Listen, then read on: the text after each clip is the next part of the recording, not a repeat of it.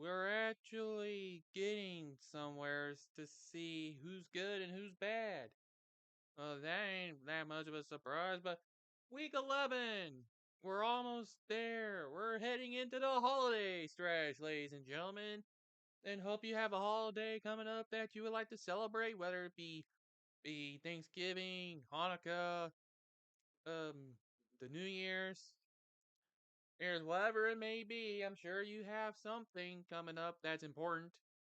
And but we're heading into this stretch with week 11 of the NFL. There are only 14 games with 4 teams on bye, as the Patriots and the Colts have just played in Germany, followed by division rivals Falcons and Saints, as the other two teams. So, with this in mind, let's identify which is a tank bowl and which is not. Which is for divisions. How well are these teams going to do going forward?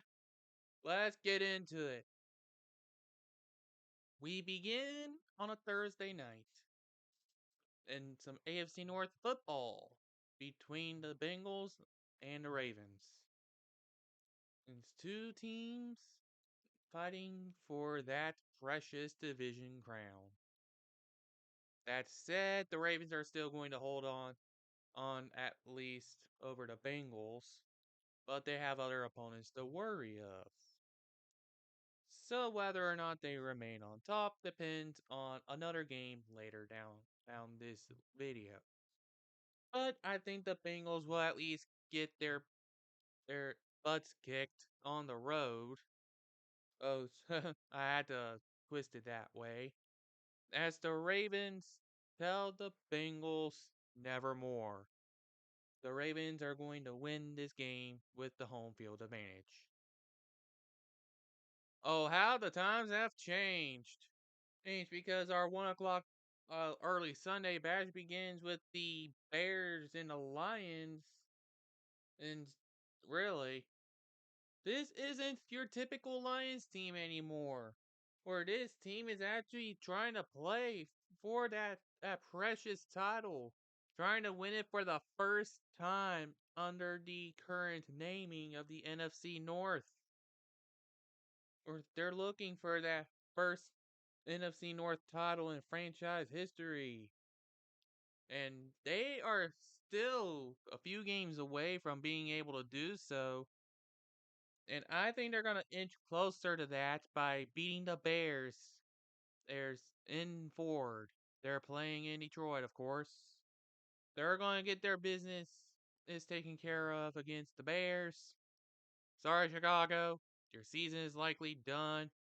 And Eberflus is likely getting fired at the end of the year. We're getting a decent number of divisional matchups of at this point, as we're going to be having the Giants and the Commanders. So far, this observation year has been something for Washington. Whereas for the Giants, at this point, they might as well be tanking. I think at this point, they're going to be looking into maybe a Caleb Williams or Drake Mays if they're lucky. Maybe whoever else declares for the draft. Have to replace Daniel Jones owns that quarterback. And I think speaking of, Daniel Jones is done for the year, so they're stuck with the Tyrod Taylor and Tommy DeVito show. Those injuries are really going to hurt them, which is why I have Washington with the home field advantage winning this game. Another incident of how the mighty have fallen, or at least this is actually the first one, I should say. The mighty have fallen on the Titans. They're struggling. Will Levis is still not ready to be a full timer yet. Who knows if Ryan Tannehill is going to be around? Who knows what's going to happen with Malik Willis? And Mike Vrabel might be on the hot seat at this point. Maybe. So we're going to be looking at this from the perspective that, yeah, you're playing in Jacksonville. You're going to get your butts kicked easily against the Jaguars.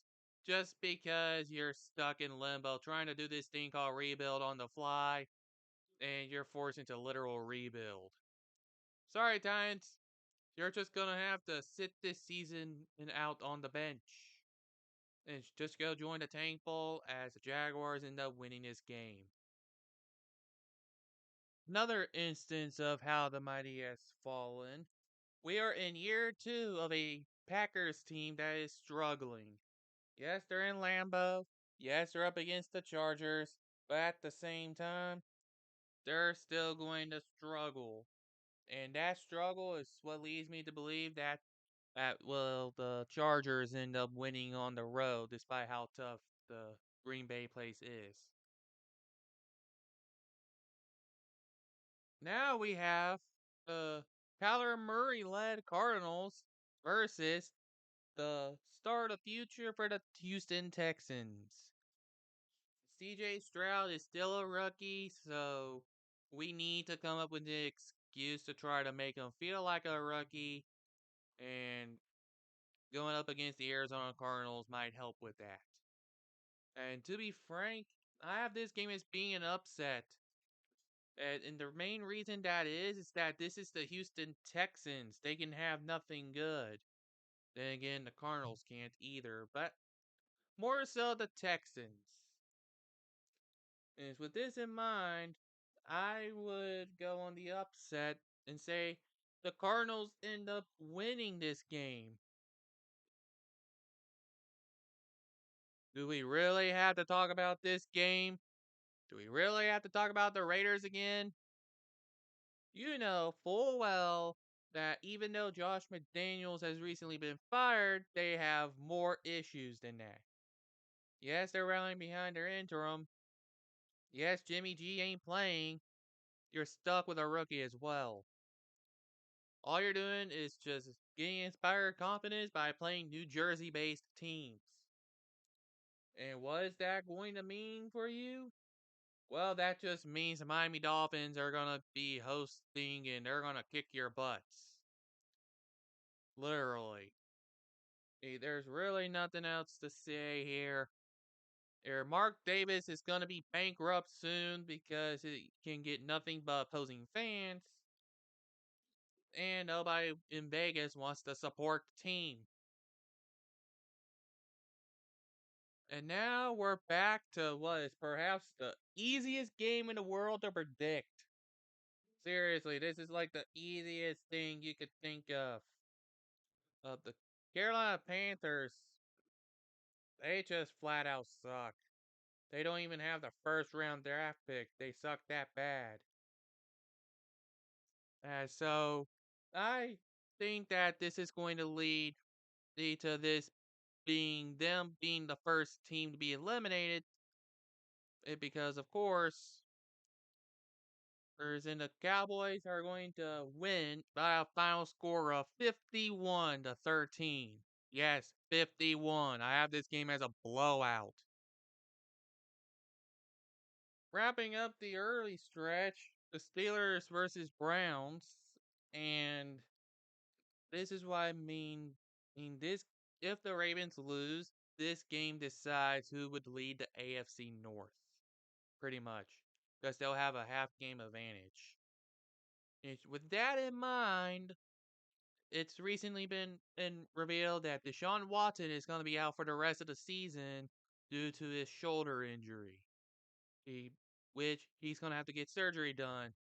So PJ Walker is likely going to be stepping in unless they decide to throw in a rookie again. And that said, Mac Matt Canada's offense is still going to have some struggles. But with this in mind, I think the Steelers are going to somehow win this game just because it's the Steelers. No ands, no ifs, no buts. Somehow, some way, the Steelers are going to end up winning this game. You want to know how bad the NFC South is? The Buccaneers are forced to play in the late game against the 49ers. Why is that a bad thing? Because Florida and going to the West Coast equals disaster arising. And that's why the 49ers are going to be winning this game. It doesn't matter what the Buccaneers try to do. Todd Bowles is their head coach. Baker Mayfield has proven to lead this team as frauds. The NFC South just sucks in general. And the 49ers are still a competitive team. And now we have a Monday Night Football rematch of Jets versus Bills. And yeah, the Bills just fired their offensive coordinator after last week's embarrassing loss. So now they're having some issues and they're hoping to get the offense clicking under a new man and for the rest of the season. And fortunately for them, they're playing the Jets next, which should hopefully give them that jolt they need. And so, with that in mind, I think the Bills are going to split the season series and win it in Buffalo because, well, they're not playing in New York. They're playing in Buffalo. Our final late game is the Seahawks and Rams, another week 1 rematch. And while the Seahawks have been improving since, at the same time, you gotta wonder just how awful all things are going to get for them whenever something occurs. And as long as Matthew Stafford is healthy and he's got weapons to throw to, I think the Rams are going to win this game at home. Despite their record, I think they still get out a few wins. And so the Rams win over the Seahawks. Sunday night football. The Vikings and the Broncos. The Vikings are on a decent hot streak. Again, the Broncos just be a quality opponent and somehow. And then also beat an injured Bill squad who's struggling. But hey, they're here. And to be honest, I think this is where the whole thing about not having Kirk Cousins is really gonna start hurting the Vikings. Even though he's not playing in a primetime game, it's likely gonna be Josh Dobbs. But I think this is where they're really going to miss Kirk Cousins. And this is gonna be the game in which they lose to the Denver Broncos. And now we have the biggest matchup of the week, Monday Night Football, the Eagles versus the Chiefs. This is going to be a good matchup. Two of the best teams in the league going at each other. Yes, they've had their own struggles, but who cares? They're two of the best in the league. Have we not emphasized that enough yet? Oh yeah, and did those announcers on whatever sports network you're watching forget to mention this is the biggest game of the week? It's gonna get shoved down your throat so much that you can become annoyed about it after a while. Oh, but no matter. Both teams are coming off a bye week, and it's in anticipation of this. How convenient. Have them both go on a bye week at the same time and get them hyped up for Monday night. Good job, NFL. Oh, but in all seriousness, this one, as much as I would like to pick my Eagles, this one is actually too tough for me to predict. This can literally go either way.